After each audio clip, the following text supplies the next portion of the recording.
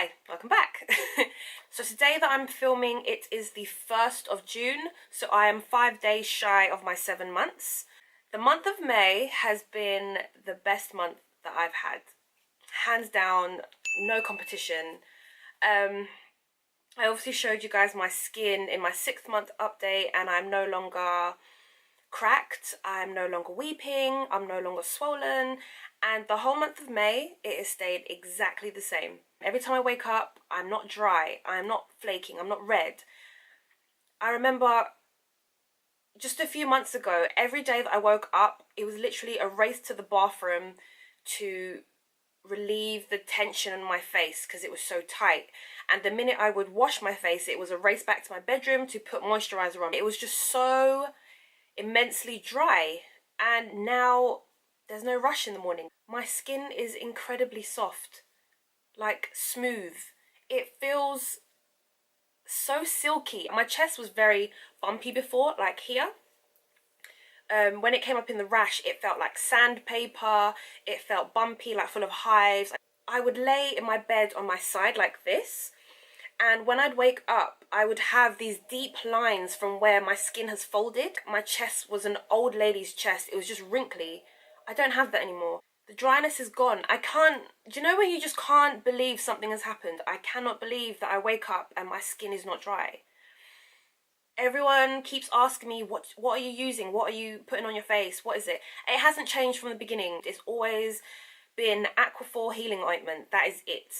Aquaphor healing ointment. I swear they need to sponsor me or something, because the amount of times I talk about it, it's ridiculous. Lotions don't work, creams don't work, oils like shea butter, shea oil, coconut oil, they don't work for me, and a lot of people say the same thing. So I always recommend just try some Aquaphor.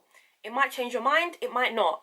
I wish people would stop recommending me coconut oil. I have tried that a million times. I've told you before, my hair loves it, my skin does not. I swear I wrote down things that I want to talk about and they've just all gone out my head. So, speaking of head, look how frizzy my hair is. And all this, like all this fluff in the back, it is so humid here in London. Like normally I wash my hair and it's very, very defined for like at least 2-3 days. This is day 3 hair and it's just a mess. Look at it, it's just a frizzy mess. Maybe this is what's helping with my skin, this humidity that we're having. The air is very moist. It could be, but my hair just can't. I'm literally Monica from Friends. It's the humidity. My hair goes poof. So let's start at the beginning of May, because I just literally just rambled just then. In the last video I showed you my skin and how it's not dry, but the only thing that I'm dealing with now is hyperpigmentation. And I've actually found out the type of pigmentation that I'm suffering from is post-inflammatory hyperpigmentation. That is a mouthful. This is to do with all the swelling, all the rubbing and the itching and the trauma under the skin, basically. My body's response to it is to kind of produce more melanin. And I have dark spots all over my face, especially around the edges, not so much in the middle apart from my eyes. But I will show you a video of me this morning. It is very close up, you can see all my pores. And I know that this pigmentation should fade. This should diminish with time, I'm hoping. I obviously have the worst pigmentation on my forehead, and the other day I noticed that my ear was dark, like right in the corner it was dark, and I tried to look at my other ear and it is definitely a different colour, and around my eyes they are pretty dark. The edges of my face are greyish looking. My top lip is kind of speckled. I still have these deep grooves in my neck. It still looks a bit unsightly, but the texture of it is not tough anymore. My chest is really smooth and it doesn't wrinkle like it used to. This is me now. I think in all my videos, especially the last 2, my neck doesn't look as discoloured as it used to. My makeup used to be very stark against my neck because my neck would be very dark and red and purple and my makeup would look very off. But now I think I'm like blending in with it a bit more. So it's definitely healing, it's changing. It's a bit weird because in my last video, although I was so happy to see all these changes in my skin, I don't want to say the words that I'm healed or I'm nearly healed or I'm nearly there, because there's this paranoia in the back of my head that one day I'll wake up and my skin will be flaky again. Or a flare is just around the corner and that this is just like a calm period. So at the time, my skin was being really good for about 2-3 weeks. Now it's been about 6 weeks, 6 to 7 weeks, and nothing has happened. So I feel more confident in saying that I really do feel that I am very close to being healed, which is scary because it means a lot of things. I didn't expect to be doing this good at 7 months because everyone's told me it will take ages. Everyone's told me it will take 1 month for every year that you use steroids, roughly. It's just a guide. But having said that, I was expecting in my head a 30-month withdrawal. 30 months, because I used the creams for over 20 years. I actually confirmed it with my mum the other day. She said she started using steroids on me at 6 months old. I don't know which ones, I don't know how frequent, but she did go to the doctors when I was 6 months old and did take a prescription of steroids. So I can say that I've used steroids my whole entire life. I'm 29 and I was expecting a 29, 30-month withdrawal. And for some reason, at 6 months, my skin just turned a corner. Literally turned a corner. I mean, if you're out there and you've healed within like under a year, I'd want to know, and I want to know what you did to heal. I know that loads of people are going through this over a year, 2 years, 3 years. I fully appreciate that my withdrawal has not been half as bad as some people out there. Mine has been localized to my face, my neck, my chest, and my arms. And in the beginning, it was my inner thighs, but that went away within 6 weeks. So I understand that people have a lot more areas to heal than I do, but the journey is still the same. The struggle was still the same. We all experienced the swelling, the redness, the oozing, everything. But I guess, in a way, I got lucky. I got lucky that it wasn't as extensive as some people. So maybe that's why I'm healing very fast, even though I used steroids for pretty much my entire life. And strong ones at that, Elicon and Betnovate, which are potent, I believe. They're labelled as potent. So I guess someone out there, just use this as like motivation to keep going. It doesn't always have to be like a long, stressful journey. It's kind of conflicting. I want to celebrate, I want to be happy, but at the same time I'm like, don't celebrate yet, because you know, it could all go downhill. When it has happened like that so many times. I've had such good days and then bam, I'm stuck in bed with a red sore face. It's happened. And right now the only problem area that I'm having are my arms. Lately, oh my god, I just want to scratch them so much. It's just annoying because it's like my face has done so well and now my arms want to play up. Typical, isn't it? It's the yin and the yang of it. But speaking of my arms, I did say that I would talk about crocodile skin, which is actually called lichenification or lichenification, whichever way you want to say it. And at the beginning of May, me and my TSW friends were invited to a eczema event. That was on the 10th of May and it was called Scratch Beneath the Surface. And it was amazing. It was basically like an interactive eczema experience. They had actors that spoke about how they feel about their eczema. These actors and this event, they explained it so well. So well. Sometimes I just don't know what I'll wake up to. I actually dread looking in the mirror every morning. I can hide the atopic dermatitis on the inside of my elbows and on my ankles, but I can't hide it on my face. I just think it's disgusting. Atopic dermatitis doesn't just affect my skin.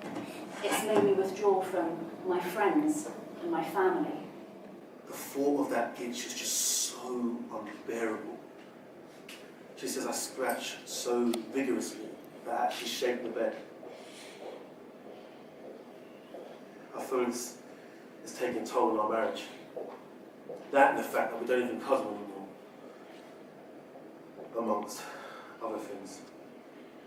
When I woke up, the sheets were stuck to my skin. honestly, it didn't actually hurt that much to rip it off. But upset me because she was there and she watched. The second actor was a man, and that one really hit home for me because he was talking about how he hates himself for causing his partner stress. They sleep in the same beds, and when he's awake and scratching, he's causing her to be awake. He hates that sometimes he doesn't want her to touch him because it hurts. And I honestly feel like that for my boyfriend sometimes, especially in the beginning when you're still trying to learn each other's, like, how people are. And if I ever stayed over his house and I was having an itchy day, like, he is a very light sleeper. I can sleep through anything. He wakes up over the tiniest of movements. There were times during TSW I would have an itching fit in the middle of the night and it would wake him up. If I was to call in and say I couldn't come to work because of a flare-up, well, they'd just think it was an excuse. They even used to make jokes about it. They were just really insensitive. I don't think most people realise just how atopic dermatitis can affect you. It's debilitating, both physically and mentally. It's taken over my life. So after the actors had all done their bit, we all had a little sit down and we had a Q&A session.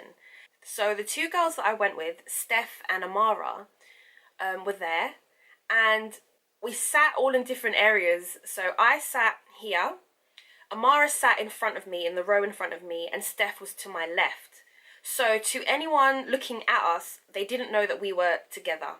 They opened the floor for questions, and I think Steph was one of the first people to speak up, and she just laid it to them straight. She said, Kind of did a bit of internet research and came across a term called topical steroid addiction,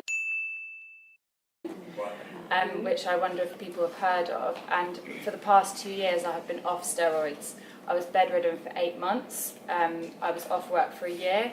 I have since now gone back to my career within the past 6 months. So I have 100%, I am 100% sure I have overcome, or I am overcoming, a drug addiction. Before we went into this event, we were told that this isn't an event to talk about medicine. It was to talk about eczema. That's fine, but unless you address the treatment of eczema, loads of people are not even suffering from eczema anymore. It's something else. It is withdrawal, it is steroid addiction, it is using too much of this medication that's just not making us better, it's not helping anymore. So, although we weren't supposed to talk about medicine and steroids, Steph brought up a good point that sometimes the doctors aren't even treating the right condition anymore, and that leads to more problems down the line. Then Amara took the mic and she said, I've gone through topical steroid withdrawal. I used steroids exactly how they're meant to be used, very, very sparingly. It grew and grew and grew. My body was red. I had to hoover, and still do have to hoover my bed. Used to cry every single day. The itch is agonising. It's horrendous. Why? Why have I developed this? Because I don't believe that is atopic dermatitis. I believe that is something to do with steroid creams. her question to the panel was basically why? Why has this been allowed to happen? The steroids, it's like, it's a fallback option for doctors. And she's like, because of this, I'm dealing with just nonsense, basically. And then, little old me, I put my hand up to ask a question. Now, I didn't want to talk about TSW because I think Steph and Amara did the job for me. They bloody spoke up for us. It's so funny because I thought of the question in my head, so I put my hand up, and the minute I started speaking, oh my God, I just started crying. I was so embarrassed because, number one, I had the mic in my hand, so any noise that I was making, every time I sniffed, I could hear it in the speakers. It was a room full of people. I don't know how many people were there. Let's just say 40 people. There were cameras, cameramen, pointing the camera at me because obviously I've got the mic, and I just started crying. I was literally struggling so hard to get my point across. And a girl that was sitting to my right, she had to pass me a tissue because I was a sniffling mess. Later on, did I not know, she follows me on Instagram, and I actually got her an invite to the event because I'd never seen her face on Instagram. I didn't know it was her until after the event. Her name is My Atopic Skin, or Aramade. So it was nice meeting her that day. But yeah, it was funny how we had to meet. She had to, you know, send me a tissue for my snotty nose. And Steph was so sweet. She was sitting to my left and she came and she sat next to me. She was like, you can do this. Just take your time, just say what you got to say. I just wanted to ask about anxiety and skin conditions because, like, when I was little, sorry, it's really hard. Well done for... You can do it, babe. Even like my dad used to say things like, call me Crocodile Dundee because of my skin. I've just turned 29. And little things that I shouldn't even be worrying about, like having kids, I'm affected by that.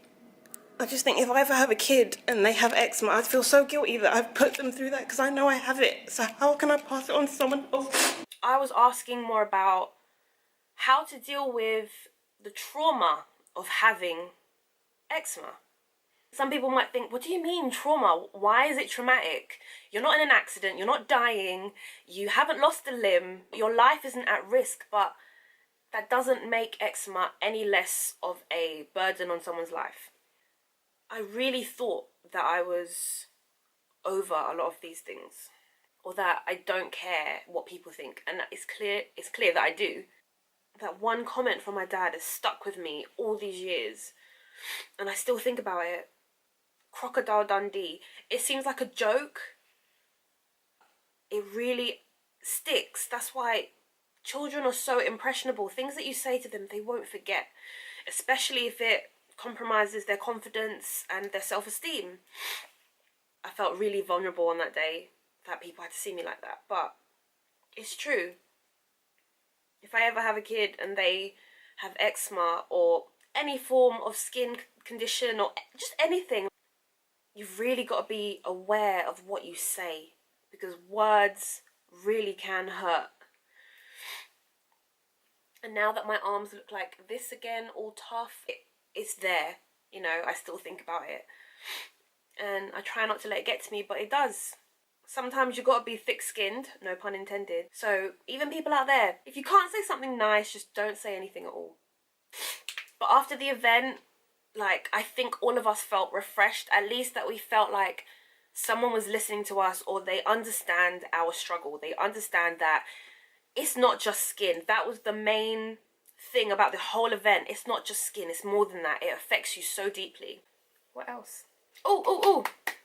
Also, at the end of May, so May bank holiday, I got to go to Comic-Con. I don't know if any of you are like geeks or nerds like me, but I do like superhero films. You know, I don't mind them. But I also like makeup, and I also like DIY, and I made my own costume for Comic-Con again. This is my third time at Comic-Con. The first time I went as Black Storm, which is a cross between Black Widow and Storm. Second time I went as Bumblebee. And third time this year I went as Shuri. Like, who else would I be? All of the characters that I choose to be are all black and female, because there's not a lot of them, so I might as well play up to what I look like. You know, I might as well use this to fully fit into the character.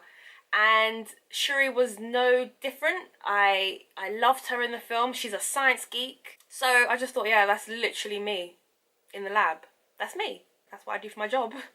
So for this Comic-Con, I did go all out. I thought, Shuri has braids, I'm gonna braid my hair. It took me 8 hours over 2 days, but I braided my hair, made the costume.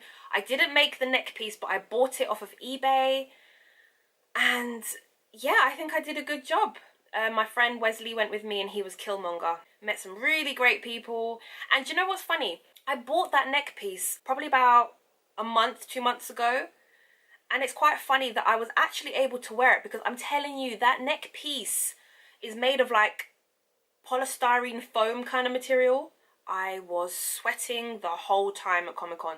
Literally, it was collecting, the sweat was collecting in my neck. Now 2 months ago, I couldn't have done that because my neck was very like split and cut. It would have hurt to wear that neck piece.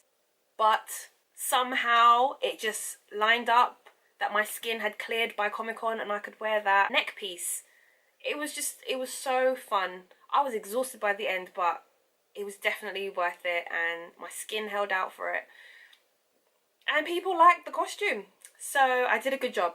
I'm very happy with that. This month I have been going to the gym regularly, as in twice a week, and I don't particularly like going to the gym. I think the effort is actually getting there, not so much being there. I'm not young anymore. I can't eat everything that I want and not put on weight. I put on weight, okay?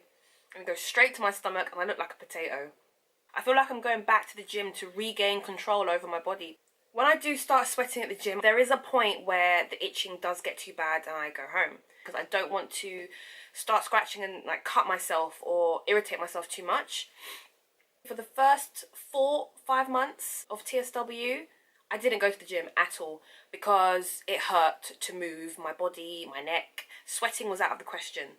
And on top of that, my philosophy during TSW was, I'm in my hell, so I'm going to take every little pleasure that I can get. If it was ice cream, if it was chicken and chips, I would eat everything. I didn't want to restrict myself any more than the TSW was already restricting me, to the point where I didn't want to leave the house. I couldn't move. I had no energy. You are not taking food away from me. That is the one thing in my life that I can control. And that is what I ate. And everything that I ate was delicious. So yeah, now I'm just trying to reverse back all of the chub that I have attained. But that's what the gym's for. And like I said, I've been more active on the Facebook groups. One of the debates was, do you think that having a specific diet will help speed up TSW? How can I explain it now without offending anyone? If you want to eliminate alcohol, dairy, sugar, all of those things, because you believe that it will make your skin better, do that. But here is my thing. If by doing all these things, number one, you don't see any improvement within like a month or 2 months, and number two, it is making you miserable, as in you miss your favorite foods and you can't eat them because you've limited yourself, I think you should stop. That's my opinion. It's not the same for everyone else. A lot of people don't agree with my philosophy. Restricting and not eating certain foods because you can't is two different things. I cannot eat peanuts because I will die. Therefore, I do not eat peanuts. Unless you're allergic to something, I don't see why you should eliminate it. Eczema and TSW are two different things. They are two different things. And I believe, this is my opinion, if you are in TSW, your skin does not give a crap about what you eat. It doesn't care about the weather. It doesn't care that you're stressed. It doesn't care. It is going to flare regardless. A lot of times we like to put a cause and effect on everything. E.g., you wake up with a swollen eye and you think, oh, it must be because I had that chocolate bar yesterday. And that's what you believe, and then you cut out chocolate. I see a lot of people in the groups eliminating everything under the sun that they believe is making them flare, and they still flare. So what is causing that flare? If you've already taken out the dairy, the alcohol, the sugar, the caffeine, then what is it then? Nothing. It's the TSW. You can't blame it on anything apart from your body reacting to the lack of steroids in its system. I can't put it any other way. Like, I eat whatever I want. You can see for yourself how well I'm doing. But everyone is different. I understand that. I understand. But I just see so many people struggling with diet, or they're so upset when they said, I've eliminated this, and I'm still flaring. And I'm like, well, stop eliminating things, because it's clearly not that food that's causing you to flare. It's clearly not. How do you know that it was your diet that contributed to your healing as opposed to just stopping the steroids? A lot of times people say going on a raw diet will speed up your healing process. Now, unless you're a twin that has exactly the same eczema and withdrawal as you cannot say that going raw vegan will speed up your process. Where is the proof? Where is the comparison? Don't sell it as a cure or a guaranteed win over withdrawal, when the point of your withdrawal is to stop the steroids. That is what is gonna help you. That is what is curing you. The stoppage of the steroids. Everything else around it is choices that you're making that might help you. But the basis of all of us, the one thing that all of us have in common is that we've stopped steroids. Ran over. Hoosa. Someone asked me how did my journey go, and I think it went like this, up and down, then it was like down, and then all of a sudden, like the last month, it was just like slow, like rise, and you feel better. But there were definitely days where I thought I feel really good, and the next day I'd come crashing back down. So just because you're in a bad place right now, don't think that tomorrow won't be great, and then tomorrow even better, and the next day even better than that. It's unpredictable. Don't think that because you're doing bad now, tomorrow's going to be bad. Definitely don't think that. So yeah, don't lose hope, guys. Don't lose hope. So anyway, that's the end of this one. I think this one's going to be a bit of a long one. I've been chatting a lot. Battery's dying. My memory card's nearly full. Just had a lot to get off my chest this month. But I will see you in the next update. And it will be 8 months. And it will be the height of summer. Do you know what? I also think I started my withdrawal at the right time. Because I started in winter, I felt like it was easier to hide and not leave the house because it was cold outside. So if I didn't leave, I'm not really missing out on much. Whereas if I started my withdrawal in summer, I'd really feel like my life was taken from me because loads of things happen in summer. You go out more. So maybe if you haven't started your withdrawal yet and you want to, maybe wait until autumn and then use the winter months to be a cocoon. You know, go into hiding, be a hermit for a bit. That's what I did. It was by chance, but I mean, I think it helped. But yeah, thank you for watching once again, and I'll see you in the next update. Bye.